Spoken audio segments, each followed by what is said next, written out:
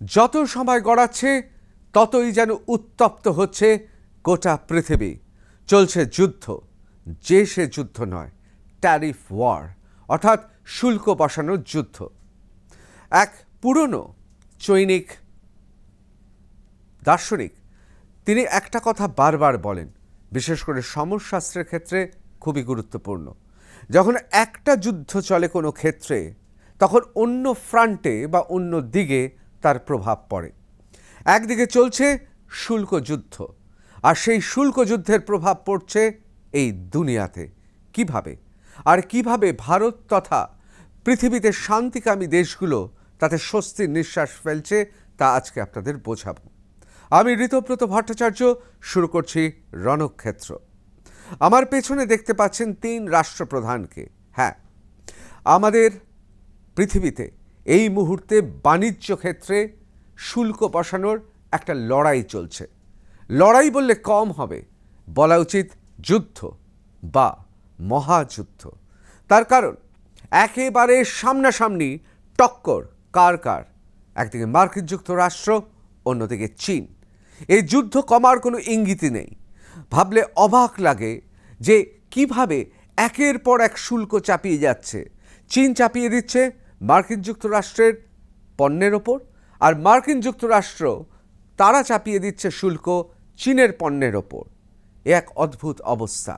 আমরা এক নজরে দেখে নেব শেষ মুহূর্তের অবস্থাটা কি। চীন মার্কিন যুক্তরাষ্ট্রের এই ট্যারিফ অর্থাৎ ট্রেড ট্যারিফ চাপিয়ে দেওয়ার প্রতিবাদ করছে। চীন পরিষ্কার বলছে যে Trump tariffs update, China retaliates with 125% tariff against US imports.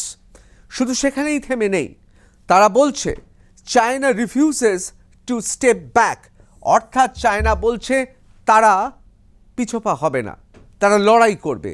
Sage Trump's 125 tariff, অর্থাৎ Trump's 125% tariffs against whole world, অর্থাৎ চায়না বলছে, অর্থাৎ চীন বলছে শুধুমাত্র এটা চীনের ওপর আক্রমণ নয়, আসলে গোটা বিশ্বের ওপর আক্রমণ। এবং অনেকে বলছেন আসলে এই আক্রমণ গোটা বিশ্বের বাণিজ্য মহলের ওপর। তাতে জিওপলিটিক্স অর্থাৎ ভূ রাজনীতি উত্তপ্ত হয়ে উঠেছে। Beijing meanwhile urged the United States to meet it halfway to stop the escalating trade war, but it vowed to fight to the end, অর্থাৎ শেষ অবধি লড়াই করবে। if a compromise cannot be reached, যদি কোনো সমঝোতায় না যেতে পারে চীন শেষ পর্যন্ত দেখবে। আবার অনেকে বলছেন চীন যদি শেষ পর্যন্ত দেখে তাহলে চীনেরও শোচনীয় দশা হবে। সত্যি কি তাই? একবার দেখে নেব। বলা হচ্ছে মুখে 125, কিন্তু অনেকে বলছেন যদি গভীরভাবে তলিয়ে দেখেন তাহলে 125 নয়, অঙ্কটা আরও বেড়ে যাবে। কীরকম? এই হচ্ছে তারিখ, ফেব্রুয়ারি মাসের 1 তারিখে ট্যারিফ বৃদ্ধি হয়েছিল 10%, কিউমুলেটিভ ট্যারিফ 10%। এই পর্যন্ত গোটা পৃথিবীতে আর্থিক ব্যবস্থার ওপর ট্যারিফ ওয়ার তখনও প্রভাব ফেলেনি। মার্চ মাসের 3 তারিখে ট্যারিফ বাড়ল 10%, কিউমুলেটিভ ট্যারিফ হয়ে গেল 20%, অর্থাৎ 20%। তার আগে 10% ছিল। এবার চলে আসুন এপ্রিল মাসের 4 তারিখে আবার যোগ হলো 34%, দাঁড়ালো 54%। 9 এপ্রিল অর্থাৎ তার আগে ডোনাল্ড ট্রাম্পের হুঙ্কার গোটা পৃথিবী শুনেছে, এবং চায়না অর্থাৎ চীনের কমিউনিস্ট পার্টির কানেও সেই হুঙ্কার পৌঁছেছে, কিন্তু তারাও রণংদেহী মূর্তি ধারণ করেছে। তার ফলে কি হলো? এপ্রিল মাসের 9 তারিখে আমরা দেখতে পাচ্ছি 71% ট্যারিফ বৃদ্ধি হলো, যা হয়ে দাঁড়ালো 125%। 10 এপ্রিল 24 ঘন্টার মধ্যে আবার 20% পুরনো যে ট্যারিফ ছিল সেই ট্যারিফ বৃদ্ধি পেল, অর্থাৎ 20%। তাহলে হয়ে দাঁড়ালো 45%, 145%। ভাবতে পাচ্ছেন? অর্থাৎ সময় যত গড়াচ্ছে সময় যত গড়াচ্ছে ততই কিন্তু আমরা দেখছি এই ট্যারিফ ওয়ার ক্রমশ তার পারদ ঊর্ধ্বগামী। সব মিলিয়ে যে অবস্থাটা হয়েছে তাতে চীনের অবস্থা শোচনীয়। যতই হুঙ্কার ছাড়ুক না কেন, অনেকে বলছেন চীনের অর্থনীতির অবস্থা এই মুহূর্তে ভালো নয়। যারা রিয়েল এস্টেটের খবর জানেন চীনে, সেখানে নগরের পর নগর তৈরি করা হয়েছে, কিন্তু সেখানে কোনো বাসিন্দা নেই, শুধুমাত্র কুকুর বেড়াল ঘুরে বেড়াচ্ছে। কারণ ওই দুর্মূল্য ফ্ল্যাট কিনবে কে, ওই নগরীতে থাকবে কে? আর চীন যদি দুর্বল হয়ে পড়ে, তাহলে অনেকে বলছেন গোটা পৃথিবী জুড়ে সন্ত্রাস দুর্বল হয়ে পড়বে।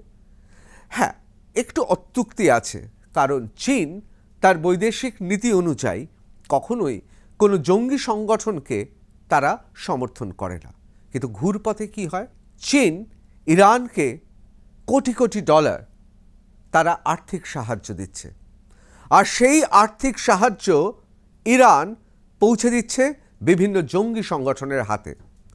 আগেই আমরা আলোচনা করেছি যে ইরান সুপার পাওয়ার নয়, ইরান বিরাট ধনী দেশ নয়, কিন্তু ইরান একের পর এক জঙ্গি এবং মৌলবাদীদের তারা ফান্ড দেয়, অর্থাৎ টাকা দেয়। কাকে কাকে? হেজবুল্লাহ, হামাস, হুজি, এই রকম সমস্ত পৃথিবীর বলা যেতে পারে ভয়ঙ্কর জঙ্গি সংগঠনকে তারা আর্থিক সাহায্য করে। নতুন ট্যারিফ ওয়ারে চীনের অবস্থা যত খারাপ হবে, ইরানে আর্থিক সাহায্য যত কম পৌঁছাবে, ততই গোটা পৃথিবীতে জঙ্গিদের কাছে টাকা কম পৌঁছাবে। আমাদের ফিরে যেতে হবে কয়েকদিন আগে। গোটা ঘটনা কিভাবে শুরু হলো একবার দেখে নেব। ট্যারিফ ওয়ার, তার মধ্যে ওয়ার আছে, যুদ্ধ আছে। এই মুহূর্তে চায়না এবং মার্কিন যুক্তরাষ্ট্র আর চায়না একেবারে মুখোমুখি টক্কর চলছে। কেউ কাউকে 1 ইঞ্চি জমি ছাড়ছে না। অনেকে বলছেন শুরু হয়ে গেছে ট্যারিফ ওয়ার, বাণিজ্যের যুদ্ধ। আগেও বলেছি, আবার বলছি, এখন যুদ্ধটা শুধুমাত্র হাতে হয় না, ভাতেও হয়। আর সেই ভাতের যুদ্ধটাই একটা সাংঘাতিক পরিণতি নিয়ে আসতে পারে। তবে যুদ্ধের সঙ্গে এই প্রসঙ্গটা ওতপ্রোতভাবে জড়িয়ে আছে। কেন বলছি? অবশ্যই তার উত্তর পাবেন একেবারে অনুষ্ঠানের শেষে। শুধু একবার আপনাদের বুঝিয়ে দিই, গোটা পৃথিবীতে আন্তর্জাতিক এই মানচিত্রে বিরাট একটা পরিবর্তন আসতে চলেছে। কত বড় পরিবর্তন সেটা বুঝবেন তার আগে একবার এই মুহূর্তে একদিকে মার্কিন যুক্তরাষ্ট্র, অন্যদিকে চীন, তাদের টক্কর নিয়ে কথা বলতে হবে। তার অন্তরালে লুকিয়ে আছে আগামী পৃথিবীর ভবিষ্যৎ। প্রথমেই চলে যাব ট্যারিফ ওয়ারে। যে কথা আপনাদের বলছিলাম, যে এই যে নয়া যে ট্যারিফ অর্থাৎ শুল্ক ধার্য করা হয়েছে, তাতে পৃথিবীর বিভিন্ন দেশ কেঁপে গেছে। আর মার্কিন যুক্তরাষ্ট্র এটাই পারে। গোটা পৃথিবীর অর্থনীতি, বাণিজ্য নীতি, কূটনীতি একেবারে কম্পিত হয়ে গেছে। যদিও ভারতের অবস্থাটা অনেকটাই ভালো। অনেকে বলছেন সাপে বড় হয়েছে, অর্থাৎ ভারতের সাপে বড় হয়েছে। কেন? সে প্রশ্নের উত্তর পাবেন আজকের অনুষ্ঠানে। আপনারা অনেকেই জানেন যে ডোনাল্ড ট্রাম্প, মার্কিন যুক্তরাষ্ট্রের প্রেসিডেন্ট, তিনি নয়া ট্যারিফ চাপাতেই 34% ট্যারিফ বাড়িয়ে দিয়েছে চীন। আর তাতেই গোলযোগ বেঁধেছে, একেবারে মুখোমুখি, যাকে বলে ফ্রন্টাল কোয়ালিশন, অর্থাৎ মুখোমুখি সংঘর্ষ শুরু হয়েছে চীন এবং মার্কিন যুক্তরাষ্ট্রে। আপনারা জানেন ডোনাল্ড ট্রাম্প তিনি বলছেন যে 50% charge would come on the top of the 34% duty the president imposed on all Chinese imports set to begin Wednesday। অর্থাৎ যে পরিমাণে শুল্ক বা ট্যারিফ চাপিয়ে দেওয়া হয়েছিল, সেখানে 34% বাড়িয়ে দিয়েছে চীন। আর তাতেই গন্ডগোল শুরু হয়ে গিয়েছে।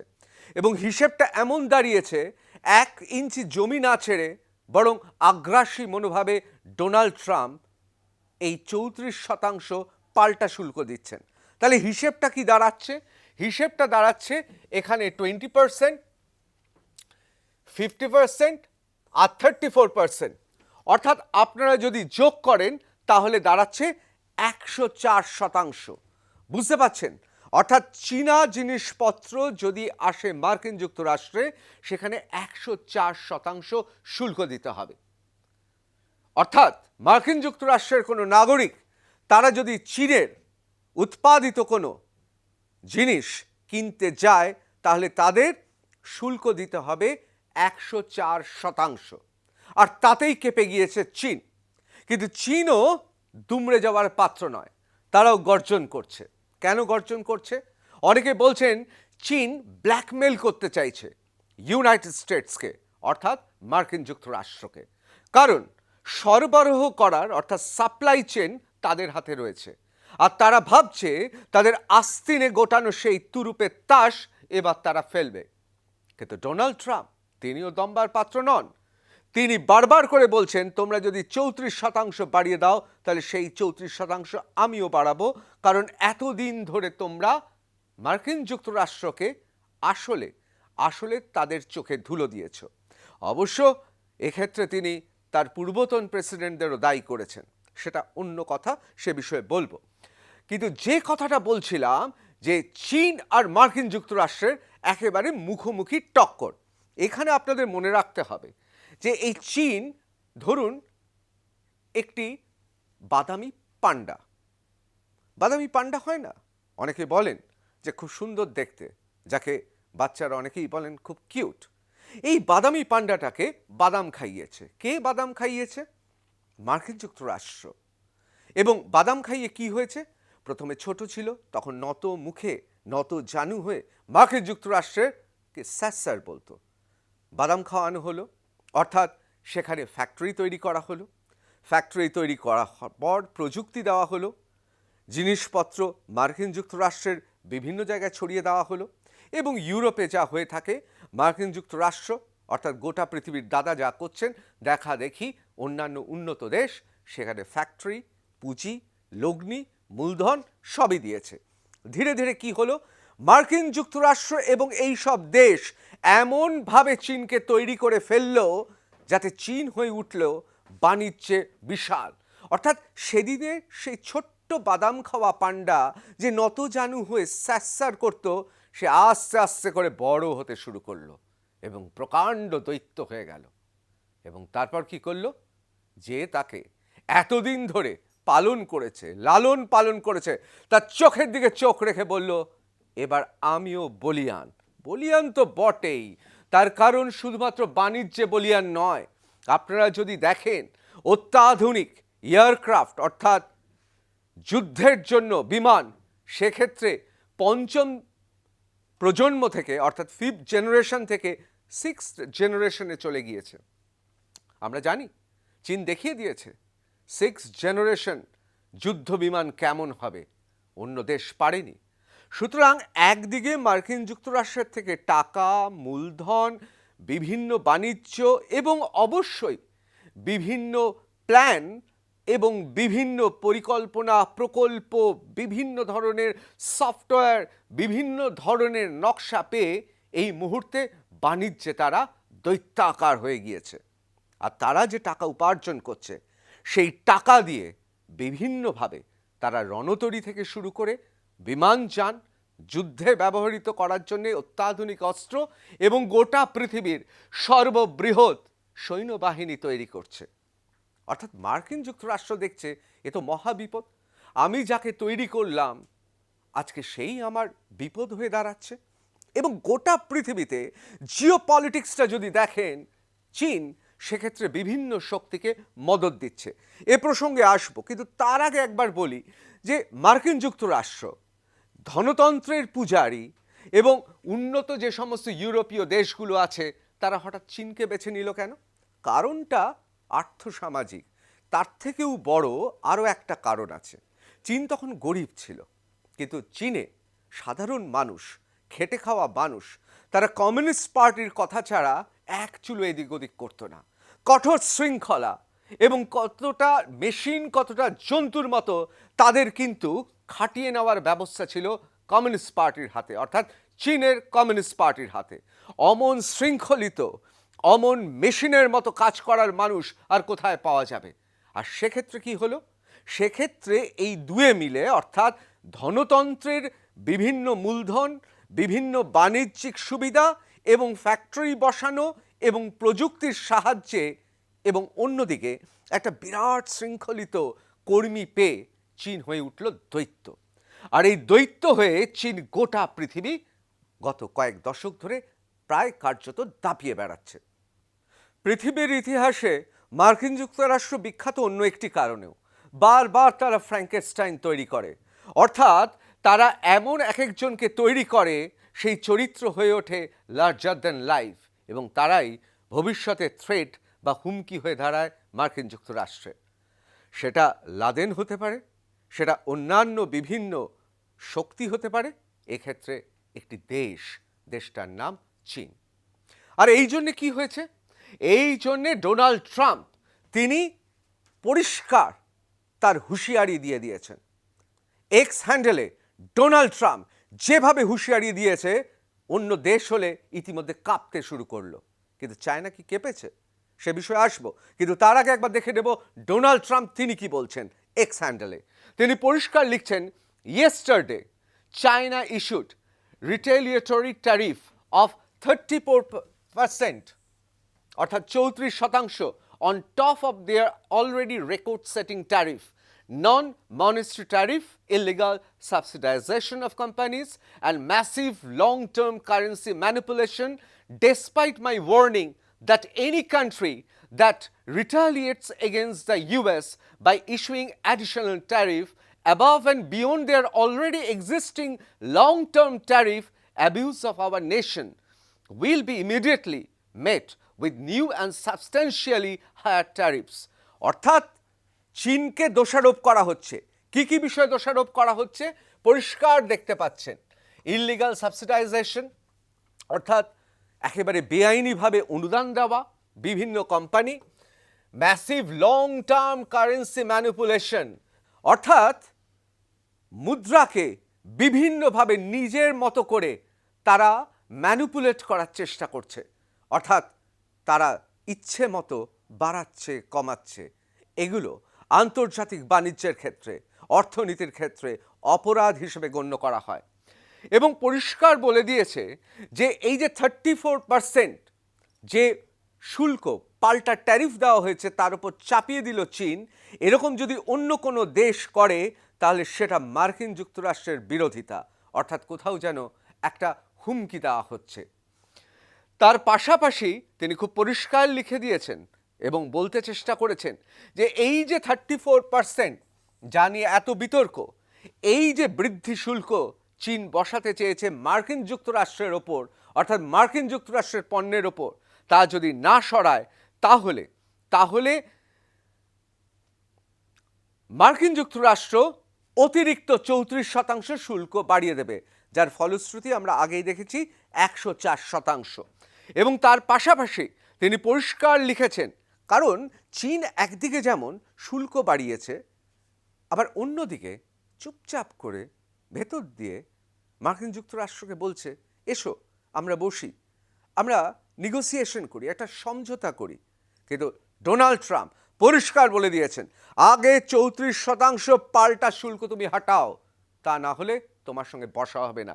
পরিষ্কার লিখে দিয়েছেন, if China does not withdraw its 34 increase above their already long-term trading abuses by tomorrow, অর্থাৎ এপ্রিল মাসের 8 তারিখ 2025-এ the United States will impose additional tariff, অর্থাৎ এই 34% তা বসিয়ে দেবে, এবং all talks with China concerning their requested meetings with US will be terminated.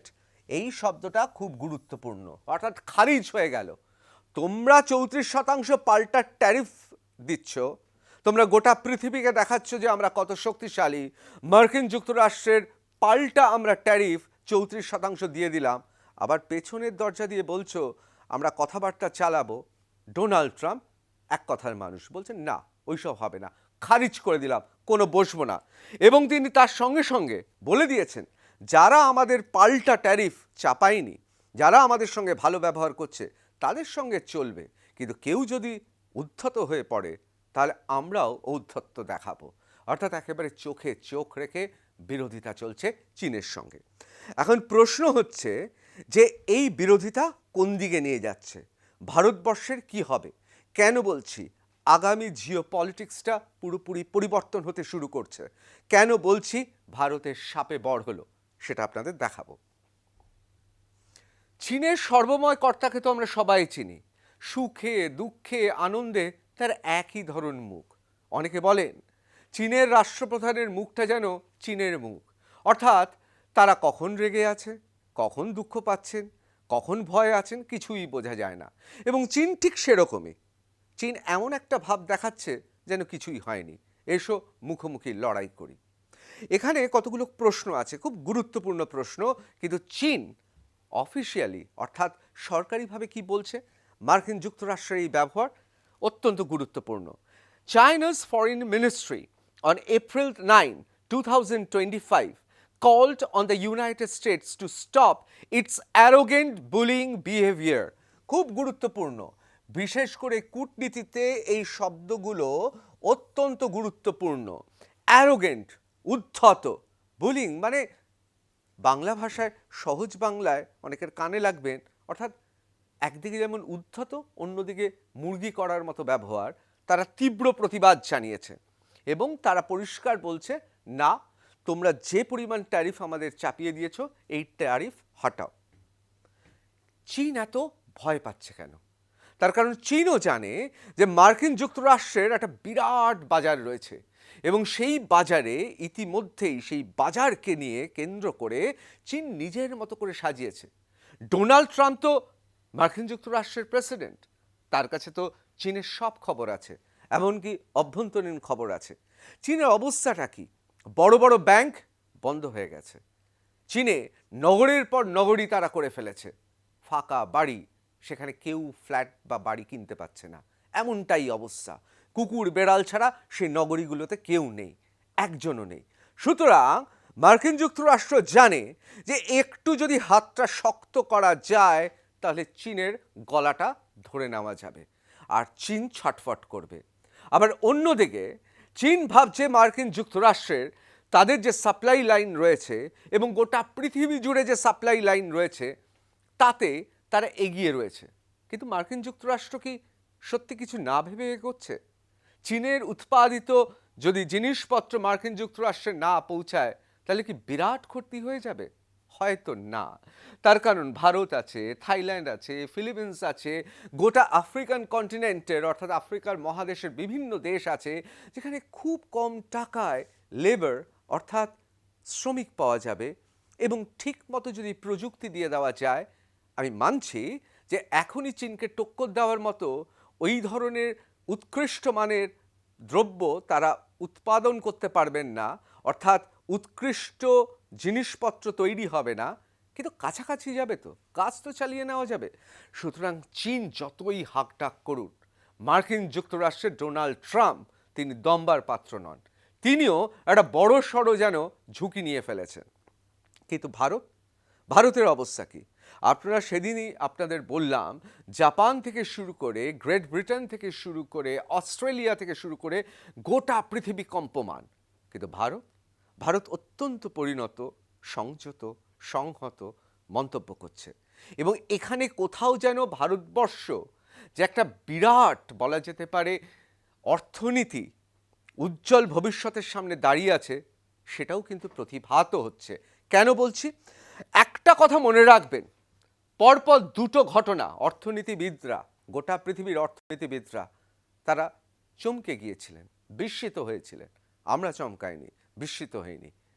এক, রিসেশন অর্থাৎ গোটা পৃথিবী জুড়ে যখন অর্থনৈতিক মন্দা চলছে, ভারত কিন্তু তার মতো মানে একেবারে হয় না ছোট এয়ারক্রাফট, জানেন তো ঝড় ঝঞ্ঝা মেঘে বা কোনো এয়ার পকেটে পড়লে নড়ে যায়, কিন্তু বোয়িং যখন যায় তখন কিন্তু এই ছোট ছোট এয়ার পকেটগুলো তাকে নড়াতে পারে না, ঠিক ভেসে নিজের গতিতে নিজের ছন্দে যায়।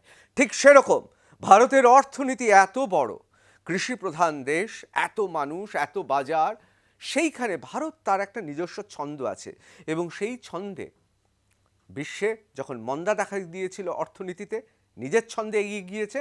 ঠিক একই জিনিস হয়েছে কোভিডের সময়। এখনো কিন্তু চীন কোভিডের ধাক্কা পেরোতে পারেনি, কিন্তু ভারতবর্ষ অনেকটাই পেরিয়ে গিয়েছে। সুতরাং একটা জিনিস খুব স্পষ্ট, ভারতের হয়তো সাময়িকভাবে চাপ পড়ছে, কিন্তু কোথাও আমরা স্বাভাবিক ছন্দে যাব। অনেকে বলছেন সাপে বর হয়েছে। এরপরে আমি আপনাদের দেখাবো আরও একটি খুব গুরুত্বপূর্ণ জিনিস বলছি কারণ তার হচ্ছে ড্রাগন।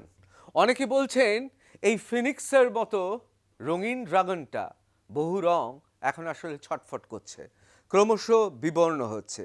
আর সেই জন্যে চীনের সেই বিখ্যাত মুখপাত্র, অর্থাৎ যিনি চীনের কথা গোটা বিশ্বকে শোনান, সেই সুদর্শন অত্যন্ত সুবক্তা বিখ্যাত লিন জিয়ান, তার উক্তি অনেকে বলছেন আসলে আর্তনাদ। তিনি কি বলছেন? তিনি বলছেন যে America's first over international protocols disrupts global production stability and supply chains, significantly affecting worldwide economic recovery. Pressure and threats are not the way to deal with China. China will firmly safeguard its legitimate rights and interests. কে বলছেন? Lin জিয়ান বলছেন। খুব গুরুত্বপূর্ণ। শুনে মনে হবে কি শক্তিশালী দেশ চীন, বিরাট অর্থনীতি, সদম্ভে তারা মার্কিন যুক্তরাষ্ট্রকে সাবধান করে দিচ্ছে। কি বলছে? খুব গুরুত্বপূর্ণ। ইন্টারন্যাশনাল প্রোটোকলস, ইন্টারন্যাশনাল প্রোটোকল, চীন চীন বলছেন। ভাবুন, ভূতের মুখে রাম নাম। কেন বলছি? তার কারণ এই ইন্টারন্যাশনাল প্রোটোকল কোথায় থাকে, কখন থাকে? যখন তুমি আমাদের গালওয়ান উপত্যকায় আক্রমণ করো, তখন কোথায় কোথায় ইন্টারন্যাশনাল প্রোটোকল থাকে? তুমি আমাদের দেশে সড়ক তৈরি করার পরিকল্পনা করছো উত্তর পূর্ব ভারতে, এবং মাঝে মধ্যেই সেখানে চোরের মতো ঢুকে পড়ার চেষ্টা করো, যদিও যদিও ভারতীয় সেনাবাহিনী তারা আটকে দেয়। তুমি বলছো ইন্টারন্যাশনাল প্রোটোকল। চীনের ম্যাপটা দেখবেন, কটা সর্বসাকুল্যে 12 থেকে 13টা দেশের সঙ্গে সীমান্ত রয়েছে। চীনের সীমান্ত সমস্যা কতগুলো দেশের সঙ্গে জানেন? 23টা। ভাবুন ভাবুন, চীনের সঙ্গে 23টি দেশের সীমান্ত সমস্যা, অর্থাৎ যার সঙ্গে সীমান্ত নেই তার সঙ্গেও সীমান্ত সমস্যা। সে কি বলছে? International protocol. আসলে আসলে যদি কেউ বেকায়দায় পড়ে যায় না, তখন তখন খুব মুশকিলে পড়ে, আর তখন তার সুবুদ্ধি উদয় হয়। চীনের ক্ষেত্রেও তাই হয়েছে। তাই এখন ইন্টারন্যাশনাল প্রোটোকলের কথা বলছে গ্লোবাল প্রোডাকশন স্টেবিলিটি, অর্থাৎ গোটা পৃথিবী জুড়ে যেভাবে উৎপাদন হচ্ছে তা স্থিতিশীল অবস্থা অস্থির হয়ে পড়ছে। কেন বলছে? আসল অস্থির হচ্ছে কে? চীন স্বয়ং। চীন জানে যে এর পরিণাম কি হতে পারে। চীন জানে শুধু অর্থনীতিতে নয়, ভাড়ারে টান পড়লে সব কিছু চলে যাবে। অর্থাৎ এই যে নিজেকে দাদা মনে করা, যদি পকেটের রেস্তো না থাকে তাহলে দাদা হবে কি করে? আমি সে প্রসঙ্গে আসব, কাদের কাছে দাদা সে প্রসঙ্গে আসব। এবার চলে যাচ্ছি যে কতগুলো খুব গুরুত্বপূর্ণ কথা বলছে। কি বলছে? ইউনাইটেড স্টেটস অর্থাৎ মার্কিন যুক্তরাষ্ট্রকে বলছে প্রেশার অ্যান্ড থ্রেটস, অর্থাৎ চাপ এবং হুমকি are not the way to deal with China. চায়নাকে হুমকি দিও না, থ্রেট দিও না, চাপ দিও না, প্রেশার দিও না। এবং বলছে China will firmly safeguard it's legitimate rights and interest. China নাকি শেষ পর্যন্ত দেখবে, শেষ পর্যন্ত লড়ে যাবে, এবং সেই হুঁশিয়ারি দিচ্ছে। আসলে এই দেওয়ার মধ্যে, এই আক্রমণাত্মক হয়ে যাওয়ার মধ্যে কোথাও যেন একটা চীনের আতঙ্ক আছে, সেটা সুস্পষ্ট হয়ে পড়ছে। এবং এর ফলে জিওপলিটিক্সেও একটা বিরাট পরিবর্তন আসছে। কি বিষয়ে সেটা আপনাদের জানাবো। এবার চলে যাই পরবর্তী স্লাইডে, খুব গুরুত্বপূর্ণ। ডোনাল্ড ট্রাম্প বলছেন যে হ্যাঁ, এই মুহূর্তে তিনিও মানছেন একটা বাজারে কি হয়, যখন কোনো স্থিতিশীল অবস্থায় যখন পরিবর্তন ঘটে তখন চড়াই উৎরাই তো থাকে, ওঠানামা তো থাকে। কিন্তু তিনি আশ্বস্ত করছেন তার এক্স হ্যান্ডেলে, তিনি বলছেন অয়েল প্রাইসেস আর ডাউন, অর্থাৎ তেলের দাম কমছে।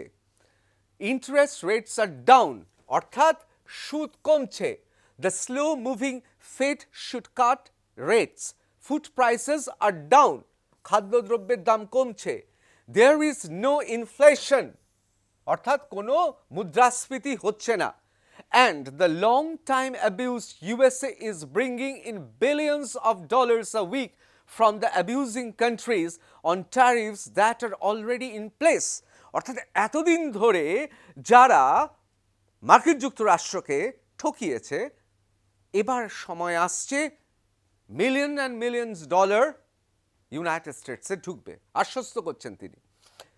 তার পাশাপাশি তিনি লিখছেন, this is despite the fact the biggest abuser of them all, China, অর্থাৎ যত দেশ ঠকিয়েছে এতদিন ধরে, অর্থাৎ তিনি বলতে চেষ্টা করছেন মার্কিন যুক্তরাষ্ট্রের যে মহৎ উদ্দেশ্য ছিল তাকে ব্যবহার করেছে চীন, এবং চীনকে তিনি অ্যাবিউজার বলছেন, অর্থাৎ এক কথায় বলতে গেলে বাংলায় চীন ঠকাচ্ছে। সেই চীন হুজ মার্কেটস আর ক্র্যাশিং, অর্থাৎ চীনের মার্কেট একেবারে ভেঙে যাচ্ছে, just raise its tariff by 34%, সেখানে আবার 34%, 34-এর গেরো, on the top of its long-term ridiculously high tariffs, plus not acknowledging my warning, অর্থাৎ আমার ওয়ার্নিংকে অ্যাকনলেজ করছে না। আমি হুমকি দিয়েছি, আমি বলেছি, আমি সাবধান করেছি, শুনছে না।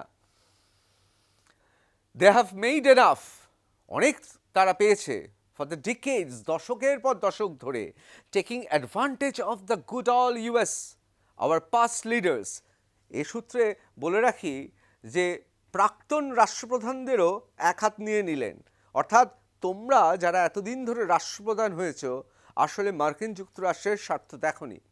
এবং তিনি বলছেন, যে কথা বারবার করে বলছেন এবং যে কথা আমরা জানি যে আব্রাহাম লিঙ্কন থেকে সমস্ত ইউএস প্রেসিডেন্ট বলেন গ্রেট আমেরিকান ড্রিমের কথা, ঠিক সেই কথা উচ্চারিত হচ্ছে। আসলে তিনি আশ্বস্ত করছেন মার্কিন যুক্তরাষ্ট্রের যারা বাসিন্দা নাগরিক তাদের, যে তোমরা ভয় পেও না, মুদ্রাস্ফীতি হয়নি, তেলের দাম কমছে, খাদ্যের দাম কমছে, অবস্থা ভালো হবে। যারা এতদিন ধরে আমাদের ঠকিয়েছে এবার আমরা তাদের দেখে নেব এবং একটা সুন্দর আমেরিকান ড্রিম, অর্থাৎ যে মার্কিনী যে ড্রিম, স্বপ্ন, সেই স্বপ্নের দেশ আবার হতে যাচ্ছে। ঠিক সেখানে ভারতবর্ষের অবস্থাটা কি? এবং ইউনাইটেড স্টেটস আমরা জানি আমাদের ওপর ট্যারিফ চাপিয়ে দিয়েছে, এবং সে ট্যারিফটা খুব একটা কম ট্যারিফ নয়, যদিও ওষুধ এবং বিভিন্নভাবে আমরা চেষ্টা করছি সেই বিষয়টাকে আমাদের মতো করে নিয়ে যাওয়া।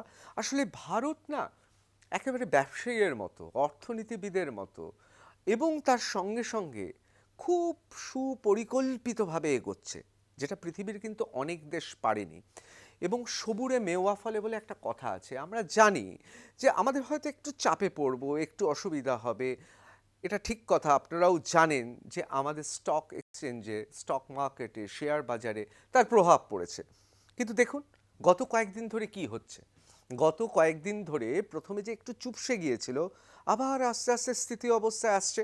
আসলে আপনাদের মনে রাখতে হবে যে আমাদের শেয়ার মার্কেটে বড় বড় প্রতিষ্ঠান ছেড়ে দিলে যারা ছোট ছোট মানুষ রয়েছেন তারা আবেগে এবং অবশ্যই একটা প্যাশনের মধ্য দিয়ে শেয়ার মার্কেটে তারা ইনভেস্ট করে। ভয় তো পাবেনি, উঠছে পড়ছে নামছে, ঝঞ্ঝা রয়েছে, একটা ভয় ছিল, কিন্তু এই সাময়িকভাবে ভয়টা কাটতে শুরু করেছে। তাই বলে ভাববেন না আমি এখনই আপনাদের ভবিষ্যৎবাণী করছি যে আগামী দিনে পড়বে না, হবে। কেউ উঠবে, কেউ পড়বে, নামবে, কিন্তু একটা স্থিতিশীল অবস্থার মধ্য দিয়ে যাবে। বুঝতে পারছেন তো? সুতরাং ভয় পাওয়ার কিছু নেই, এবং যত সময় গড়াবে আমাদের মার্কেট চাঙ্গা হবে বলে অনেকে মনে করছেন, এবং আমরা পৃথিবীর অন্য দেশ যাকে ভয় পাচ্ছেন আমরা এই বিষয়টাকে অত্যন্ত সুপরিকল্পিতভাবে এগোবো। আমি আগেই আপনাদের বলেছি যে আমরা কিভাবে নেগোসিয়েশন করব, কিভাবে বোঝাপড়া করব, তার জন্য আমাদের একটা ভারতীয় একটা নিজস্ব রীতিনীতি আছে, এবং কিছু কিছু ক্ষেত্রে আমরা তো তার খদ্দের হয়ে যাব। তবে হ্যাঁ, এমন জিনিসের খদ্দের হব না যে জিনিসটা আমাদের আসবে না। তার কারণ মার্কিন যুক্তরাষ্ট্রের সঙ্গে ইসরায়েলের যদি বাণিজ্য দেখেন, আগে টাকা দিয়ে দিলে পরে মাল এলো না, প্রেসিডেন্ট পরিবর্তিত হয়ে গেল, ওই বিষয়ে আমরা যাব না। খুব সুচিন্তিতভাবে একদিকে বেনিয়া বুদ্ধি, অন্যদিকে অর্থনীতির বুদ্ধি, অন্যদিকে জিওপলিটিক্সে আমাদের অভিজ্ঞতা, এসবকে কাজে লাগিয়ে আমরা এগিয়ে যাব। সুতরাং ভারতের কিন্তু সাপে বর হবে। কেন বলছি ভারতের সাপে বর হবে? এবার আসছি অন্য প্রসঙ্গে। এই যে আন্তর্জাতিক বাজারের ওঠাপড়াতেও আমরা দেখেছি ইনভেস্টরের কনফিডেন্স অর্থাৎ বিশ্বাস ক্রমশ ফিরে আসছে এবং মার্কেট ধীরে ধীরে উঠছে। এবং 11.6% India Vicks dips 11.65%, indicating reduced market fear. খুব গুরুত্বপূর্ণ, অর্থাৎ মার্কেটের উপর যে ভীতি, সে ভীতিটা কমছে। অর্থাৎ আমাদের ভীতি কমছে, কিন্তু অন্যান্য দেশে কি হচ্ছে এবার দেখাবো অর্থনীতিতে চাঙ্গা মার্কিন যুক্তরাষ্ট্রের বন্ধু দেশ, তার কি অবস্থা একবার দেখে নিন। আমরা যাব জার্মানিতে। মনে রাখবেন হিটলারের নাৎসি বাহিনী, এবং তারপর কি হলো? দ্বিতীয় বিশ্বযুদ্ধে পরাজয়। যে হিটলার এবং জার্মান ছিল মার্কিন যুক্তরাষ্ট্রের চরম শত্রু, সেই হয়ে দাঁড়ালো মিত্র। তার কারণ ওয়েস্ট জার্মানি, মার্কিন যুক্তরাষ্ট্র তাকে গড়েছে এবং একের পর এক নাৎসি তাদেরকে ফাঁসির কাঠে ঝুলিয়ে পুরো ওয়েস্ট জার্মানি চলে এসেছিল মার্কিন যুক্তরাষ্ট্রের হাতে। এবং তারপর বার্লিন প্রাচীরের পতনের পর কি হলো? ইউনিফিকেশন, অর্থাৎ দুই জার্মানি এক হয়ে গেল এবং জার্মানি, গোটা জার্মানি অর্থাৎ ওয়েস্ট জার্মানি এবং ইস্ট জার্মানি সম্মিলনে যে জার্মানি, সেই গোটা জার্মানি হয়ে উঠল ইউনাইটেড স্টেটসের কাছের বন্ধু, খুব বন্ধু দেশ। তারা কি করেছিল? বন্ধুর দেশে যা হয় আর কি, আপনার যে খুব বন্ধু তার যদি ব্যাংক হয়, সে ব্যাংকে আপনি নির্ভাবনায় রাখতে পারেন সোনা। ঠিক এক্ষেত্রেও তাই হয়েছে। আসলে অনেক সময় মনে রাখবেন, এই জিও পলিটিক্স শুনলে মনে হয় বিরাট ব্যাপার। আমার আপনার প্রতিদিনের অভিজ্ঞতা, আমাদের জীবনের অভিজ্ঞতা, তাই কিন্তু প্রতিফলিত হয় এই জিও পলিটিক্সে। ঠিক সেরকমই Germany, for decades, Berlin has stored up to 1,200 tons of its gold, valued approximately 113 billion euro, অর্থাৎ 96 billion pound at US Federal Reserve Vault in new ইয়র্কে যে ভল্ট আছে, সেখানে এই পরিমাণের সোনা রেখেছিল। বুঝতে পারছেন পরিমাণটা?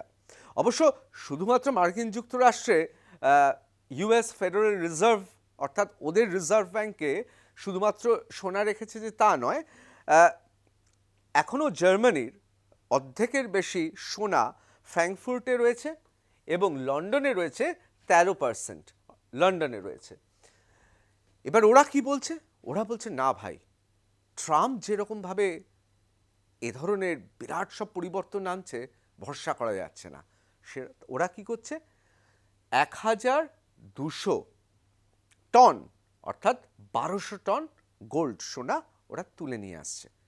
তাতে মার্কিন যুক্তরাষ্ট্রের যে খুব একটা ভালো হচ্ছে তা নয়, আসলে এতদিনের বন্ধু জার্মানি, তারাও ভরসা রাখতে পারছে না। আমি হঠাৎ জার্মানির কথাটা বললাম কেন? কারণটা বুঝতে পারবেন আমার পরের স্লাইডে গেলে। ভারত কিন্তু ঠান্ডা মাথায় এগিয়ে চলেছে। ভারত জানে উজ্জ্বল ভবিষ্যৎ। আবার বলছি, সবুরে মেওয়া ফলে, এবং ভারত ঠিক তাই করছে। এই ছবিটা দেখে অনেকেই ভাবছেন এই অর্থনীতি, চীন, মার্কিন যুক্তরাষ্ট্র, জার্মানি, হঠাৎ এই ছবিটা কেন? কারণ হামাস, হেজবুল্লাহ, হুদি এই মুহূর্তে পৃথিবীর সবচেয়ে প্রতিক্রিয়াশীল, সবচেয়ে মৌলবাদী, সবচেয়ে ভয়ঙ্কর জঙ্গি গোষ্ঠী। এই জঙ্গি গোষ্ঠীগুলোকে টাকা দিচ্ছে কে? টাকা দিচ্ছে ইরান। ইরান টাকাটা কোথা থেকে পাচ্ছে? অনেকে বলছেন এ টাকা আসছে চীন, যে ইরানকে সাহায্য করছে, সেই চীনের সাহায্য থেকে টাকা পাচ্ছে। অর্থাৎ গোটা পৃথিবীকে যারা প্রায় বলা যেতে পারে জঙ্গির ভয়ে আক্রান্ত করেছে, তাদেরকে টাকা দিচ্ছে কে? ঘুরপথে কোন টাকা আসছে বুঝতে কারোর অসুবিধা হচ্ছে না। আর এখানেই ভারতের জয়। কেন ভারতের জয় বলছি সেটা আপনাদের বোঝাবো। এবার বুঝতে পারছেন, এই যে চীন, ইরান এবং ভারতবর্ষের অনিষ্ট চায়, যারা তাদেরকে সাহায্য করা, অথবা বাংলাদেশে, যদিও বাংলাদেশ আমাদের বন্ধু দেশ ছিল, কিন্তু উদ্ভূত পরিস্থিতিতে এমন জায়গায় পৌঁছাচ্ছে বাংলাদেশের কিছু সংখ্যক মানুষ, সবাই নয়, কারণ বাংলাদেশে শুভবুদ্ধি সম্পন্ন মানুষ আছেন, গণতান্ত্রিকামী মানুষ আছেন, বাংলাদেশের সাহিত্যিক, চলচ্চিত্রকার, অভিনেতা, অভিনেত্রী, অধ্যাপক, বিদগ্ধজন আছে, আমি তাদের বলছি না, কিন্তু মুষ্টিমেয় কিছু মানুষ ক্রমশ মৌলবাদে আক্রান্ত হচ্ছে। এবং এই মৌলবাদীরা অনেকেই ভাবছেন যে চীনের কাছে যেহেতু ডক্টর ইউনূস ভিক্ষের কৌটো নিয়ে গিয়েছিল, চীন নিশ্চয়ই চেষ্টা করবে, অন্যদিক থেকে আইএসআই তারা বলছে মহড়া করবে। অর্থাৎ আসলে কোথা থেকে টাকাটা আসতো বুঝতে পেরেছেন তো? এর ফলে কি হলো বুঝতে পেরেছেন? চীনের যত ক্ষতি হবে, ইরান তত নুয়ে পড়বে, আর ইরান নুয়ে পড়লে ফান্ডিং বন্ধ হবে, আর মৌলবাদীদের ফান্ডিং যদি ইরান বন্ধ করে, তাহলে আমাদের আশেপাশের দেশে যারা মৌলবাদী তারাও ক্রমশ মুচড়ে পড়বে। সুতরাং ভারত খুব উজ্জ্বল জায়গায় রয়েছে, ভবিষ্যৎ আমাদের উজ্জ্বল। আমাদের শুধু দেখতে হবে এই রকম ঝঞ্ঝার সময়টা কিভাবে আমরা একেবারে বলা যেতে পারে খুব বড় উড়োজাহাজের মতো আমরা পাশ কাটিয়ে, অথবা ছোটোখাটো এয়ার পকেট, সেগুলোকে অগ্রাহ্য করে এগিয়ে যেতে পারবো। আজকের মতো রণক্ষেত্র শেষ করছি। জয় হিন্দ।